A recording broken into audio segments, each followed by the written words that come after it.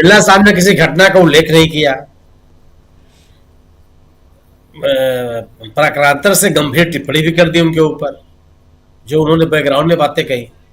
लेकिन किन घटनाओं को उन्होंने, उनके किन आचरणों को लेकर के उन्होंने उसके मर्यादा के अनुकूल पाया और जिस नियम का उन्होंने उल्लेख किया उसके विपरीत पाया, उसका तो कोई उल्लेख नहीं किया। उस समय तो लोकसभा की कार्रवाई स्थगित हो गई, लेकिन 2 बजे के बाद क्या हुआ? जब सदन की कार्रवाई दोबारा शुरू हुई तो कांग्रेस की क्या प्रतिक्रिया थी? कांग्रेस को इस विषय को लेकर के केवल चुप तो नहीं जाना चाहिए था।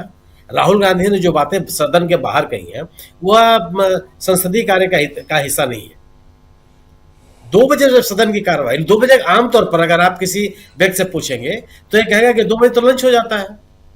अगर बजट नहीं हो रहा है, कोई बहुत विशेष विधेयक में बात नहीं हो रही है, तो 2 बजे लंच के लिए उन्होंने स्थगित कर दिया।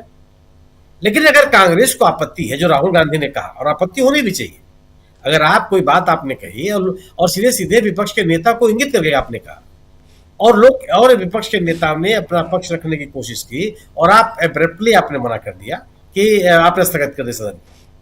ठीक है, उस समय उन्होंने स्थगित कर दिया, लेकिन ये कोई अंतिम समय नहीं। तो फिर 2 बजे सदन की कार्रवाई शुरू हुई। चूंकि मैं देखा नहीं हूं इसलिए मैं नहीं कह सकता, लेकिन 2 बजे के बाद कांग्रेस ने किया क्या? कांग्रेस के लोगों को और विपक्ष के नेताओं को इस विषय को गंभीरता से उठाना चाहिए था। तब ये जिस तरह का नैरेटिव बनाने की कोशिश कर रहे हैं सत्तारूढ़ दल, उसका पर्दाफाश होता। अब सवाल यह है कि राहुल गांधी को टारगेट क्यों किया जा रहा है? टारगेट क्यों नहीं किया जाएगा? आज की स्थिति यह है कि आप सोचिए कि आप 2014 याद कीजिए, 2019 याद कीजिए, एक ही नारा सुनाई पड़ता था, मोदी मोदी मोदी मोदी। आज की स्थिति है संभल, औरंगजेब, मंदिर, मस्जिद, मथुरा, तमाम तरह की बातें आने लगी हैं। पहले स्थिति यह थी कि मोदी जी के नाम पर, विकास के अपने नैरेटिव के नाम पर, एक गुड गवर्नेंस के नाम पर आपकी जनता वोट देती चली आएगी, और यह पूरा का पूरा जो परसेप्शन था वो खारिज हो गया। मोदी जी के नेतृत्व में पिछले वर्षों में कई चुनाव ऐसे हुए जहां भारतीय जनता पार्टी को बड़ा नुकसान हुआ। यह नैरेटिव लगभग खत्म हो गया कि मोदी जी के नाम पर चुनाव नहीं दिया जा सकता। ये जो संघ का मुखपत्र है वह कह रहा है कि मोदी जी के नाम पर आप चुनाव नहीं जीत सकते, आपको और मुद्दों की बात करनी पड़ेगी। गवर्नेंस के नाम पर सरकार बात कर नहीं सकती। अगर आप गवर्नेंस की बात करेंगे तो लोग आपसे पूछेंगे कि आखिर पिछले 11 वर्षों में इस सरकार ने इस देश के लोगों को क्या दिया। अर्थव्यवस्था बेहतर हो गई, जो वायदे किए गए थे कि बेरोजगारी की समस्या का समाधान होगा उसका समाधान किया गया, जो किसानों की आय दुगनी करने की बात की जा रही थी, उन लोग पूछेंगे आपसे कि किसानों की आय दुगनी हुई नहीं हुई, किसान आंदोलन क्यों है, जो असंगठित क्षेत्र है, मजदूर हैं, उनकी स्थिति कहां तक आप बेहतर कर पाए, लोगों की आय बढ़ाने के लिए आपने कौन से काम किए, ये तमाम गवर्नेंस के सवाल आपसे पूछे जाएंगे। मणिपुर की स्थिति लगातार क्यों बनी हुई है, उसको लेकर के आपने गवर्नेंस का कौन सा उदाहरण प्रस्तुत किया, राजनीतिक विमर्श को लेकर के आपने कौन से उदाहरण प्रस्तुत किए, संसद के जो महत्व बेहतर होने चाहिए था, विमर्श अच्छे होने चाहिए था, उनको लेकर के आपने कार्रवाई, तमाम तरह की बातें आपसे उठेंगी। तो गवर्नेंस पर सरकार बात नहीं कर सकती, और जो इसके पुराने एजेंडे थे वह विफल हो चुके हैं।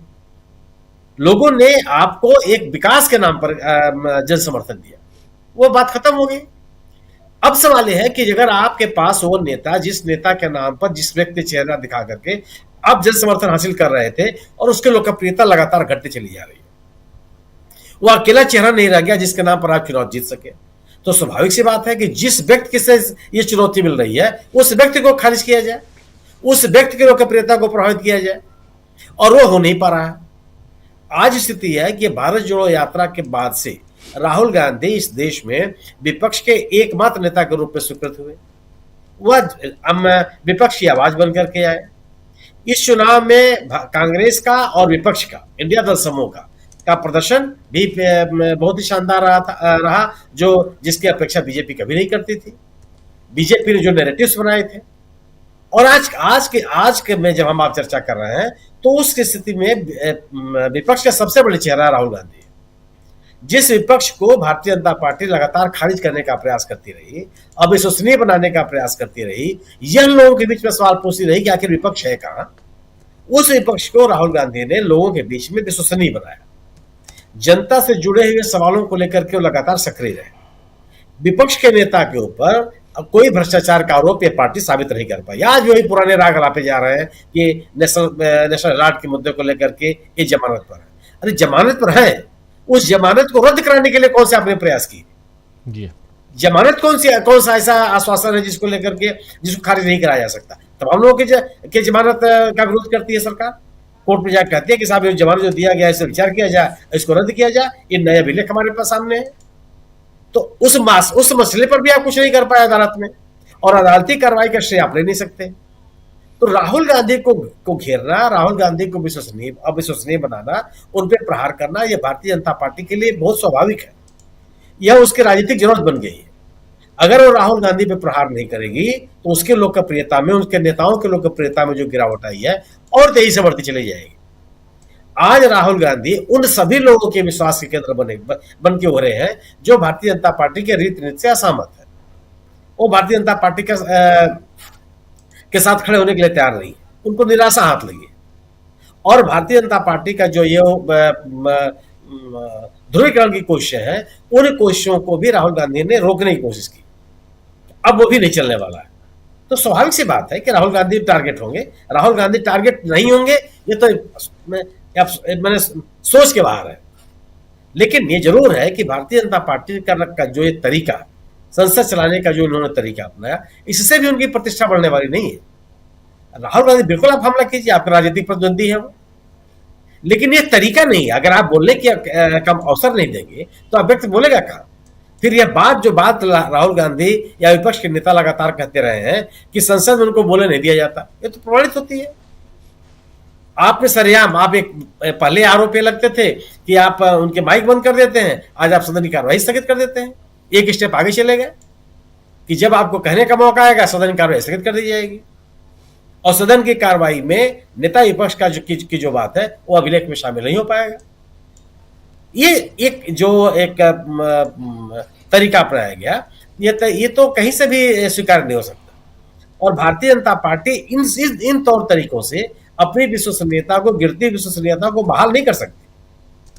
अब अपने नेता की लोकप्रियता को रोक नहीं सकती है।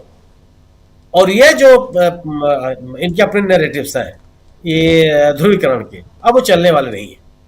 एक वर्ग है निश्चित रूप से, मुझे लगता है कि इनका जो एक समर्थक वर्ग है, उस समर्थक वर्ग को अपने साथ जोड़े रखने की एक कोशिश है। हो सकता है कि सफल हो जाए। जो 15%, 20%, 25% लोग इनके समर्थन में है, उन लोग उनके साथ रह ले।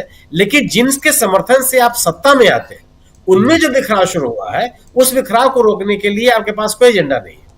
और अगर आप इस तरीके से कि विपक्ष को बोलने नहीं देंगे, नेता विरोधी दल के ऊपर तरह तरह के आप इस तरह के आरोप लगाएंगे और उनकी छवि को दूषित करने का प्रयास करेंगे, उससे आप राजनीतिक माइलेज हासिल नहीं कर सकते।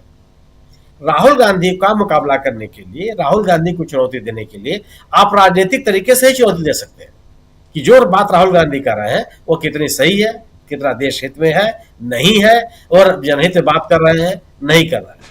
उनको बोलने की अनुमति न देकर के, उनको बोलने देने का अवसर न देकर के आप राहुल गांधी की राजनीतिक साख को और मजबूत कर रहे हैं।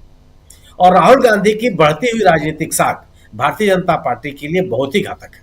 जी बिल्कुल बिल्कुल, भारतीय राजनीति के लिए बहुत घातक है। लोकतंत्र के लिए, भारत का लोकतंत्र बड़ा लचीला